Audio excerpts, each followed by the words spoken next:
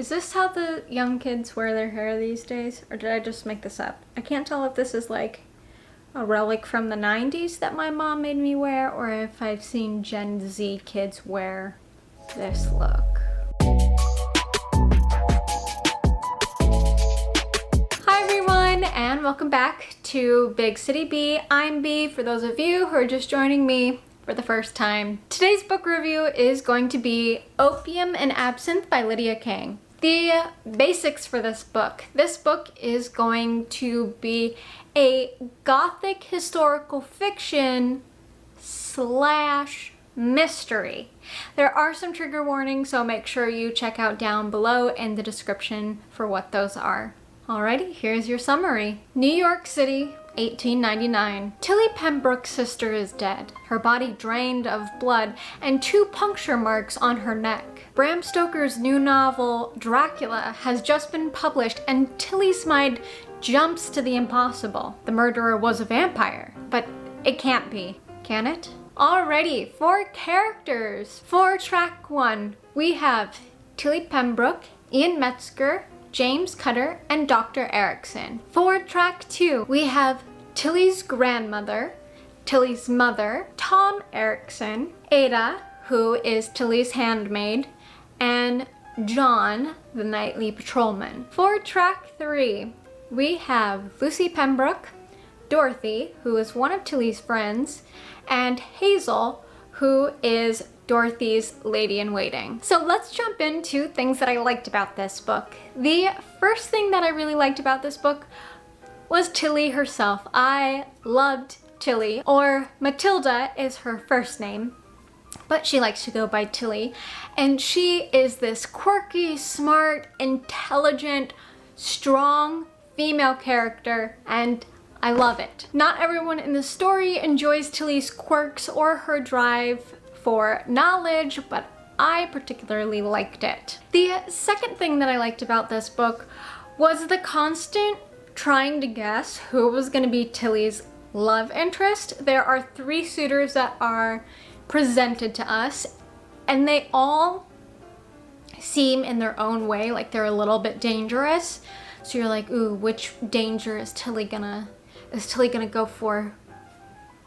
The third thing that I liked about this book was the medicinal and medical tidbits that were sprinkled throughout the book. So Lydia Kang has a physician background, so I'm not surprised that a lot of the scenes where Tilly was learning about medical procedures or medical specimens, that those were the ones that seemed to be the most intriguing, both not only to us and Tilly, but also in Lydia herself. I'm sure that doing this research on what was deemed acceptable in the late 19th century was amazing to learn about as a physician of present day.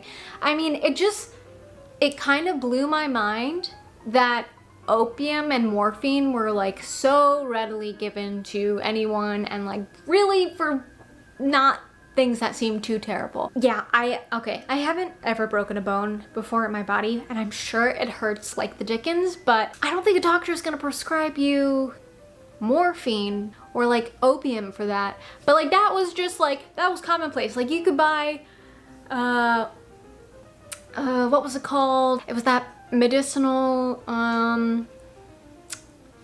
concoction that they gave for, I can't remember, but I'm gonna put it right here. Right here. I'm gonna put it somewhere on the screen of what it was actually called. And then later in the book, she's given just like these little candy mints that just contain heroin in them, and that's totally okay to take on a regular basis. Like, it just blows my mind that that was medically acceptable at that time. And then obviously it's the start of our opioid crisis that we have now. So that was really interesting to learn about. The fourth thing that I liked about this book was the constant changing of who done it. Who was the murderer? Who was the vampire? It just kept me on my toes the whole time, and I didn't see it coming where the ending went. So that was That was great. I like that a lot. Moving on to things that I didn't like about this book. The first thing that I didn't like was the beginning was a little slow. I was trying to figure out Tilly. I didn't know if we were gonna have like a character throughout the whole thing who kind of had a short attention span and wasn't able to really stay on track in one thing, and I thought that that was gonna be a little distracting, but that wasn't the case. So after we got a few pages in, I totally fell into it and it wasn't slow anymore. Though that leads me on to the second thing that I didn't like about this book is that often when I would find Tilly in one of her opium hazes, I would also find myself kind of in a haze while I was reading. And I would be reading, but then I would kind of gloss over a couple pages and find myself in a new chapter. And it's kind of like that thing, have you guys ever had this where you're driving and then you come back to consciousness and you're like, oh crap, I don't remember the last 3 minutes of driving. How did I get here? I could have been in a crash. This could have been really dangerous. No? Okay, that's only me. That's why I'm in New York and I don't drive anymore. I never was in a car accident though, so that's good. But I just felt in that same kind of fog as Tilly felt when she was on opium, though she starts to not really recognize when she's in a fog, but I recognized it. Let's go on over and see what Goodreads had to say about Opium and Absinthe. The first 1-star review that I saw on this book, I'm gonna read it for you because I thought it was hilarious. Immature writing and underlying perversion. Not clean, crude, mild foul language. I read this review and I was like, what is this? Is this Tilly's grandmother writing this review? It just seems very old-fashioned, and the perversion that I think that they're alluding to, it's a very small part of the book. There are sexual scenes that come up in the book, but like very quick and very much we move on. I didn't think there was anything too terribly perverse about this book.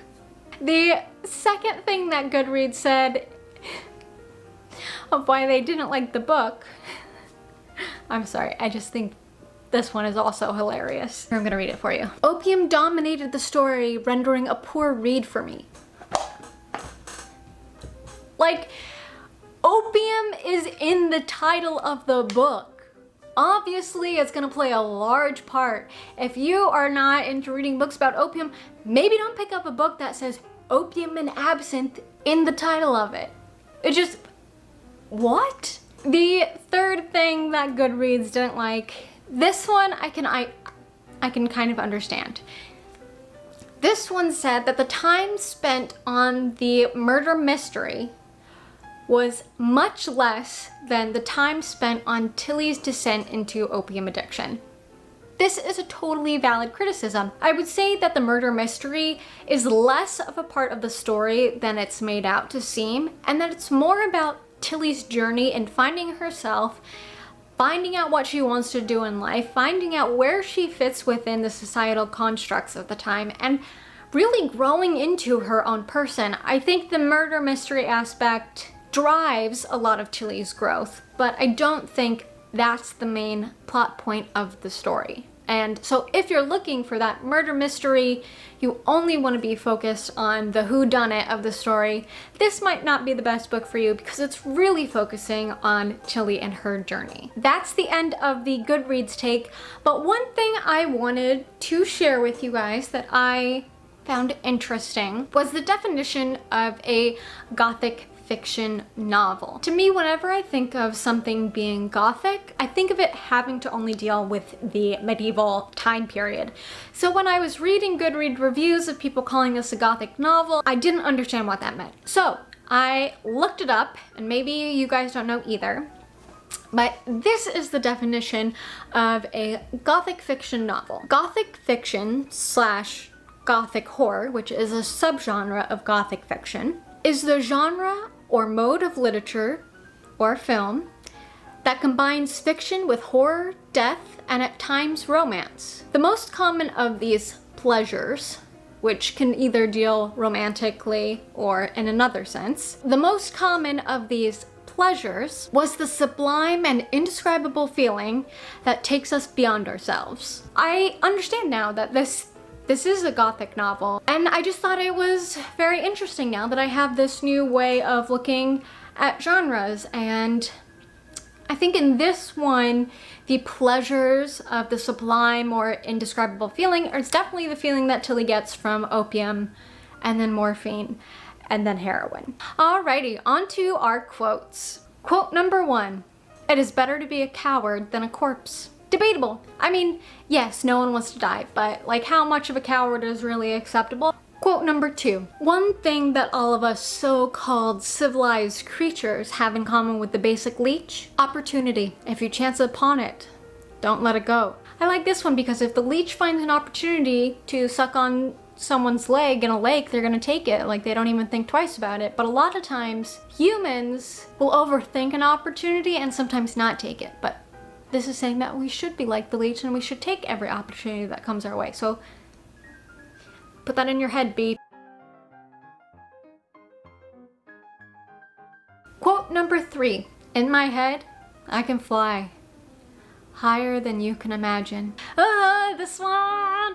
As an artist, it just is so great because like my inner life world is so colorful and so imaginative, and it's so much more than you could ever imagine. Lastly, would I recommend this book? Yes, I would recommend this book. I think not only is it a great Gothic historical fiction / mystery, but I do think it's a great historical fiction for people to start off with if they're not really into historical fiction. With some historical fiction that I've read, I found that the syntax and just the wording choice in general can be dated and more accurate to what that time period actually was, which can make it a little bit challenging for new readers, and especially if you're not super into that time period you're reading about. But this one, I felt the language was only slightly dated, but closer to the modern way that we speak. So I think that's a great starting point for anyone who's looking to get into historical fiction. I also really love that we had a strong, quirky, intelligent woman lead. She wasn't always the most common sense smart, but you know, she does grow throughout her journey. We can't fault her for that. I think she's 17 or 18 at the beginning of the book. Call me out on that if I'm incorrect, but she's pretty young when the book starts, and really you do a lot of growing by the time you're 18 to like 25, maybe more for people. I'm still growing, so it could go on forever. And I just think that the ending of this book totally caught me by surprise, and I was so excited. I was so excited that I didn't know who did it, and it just felt great to read that. So I really enjoyed this book, and I hope you guys will give it a chance and pick it up. Tell me what your historical fiction favorite is down in the comments below. If you liked this video, go ahead and give it a thumbs up, and make sure you're subscribed for future videos. Alrighty guys, that's all I have. All the best always. Bye!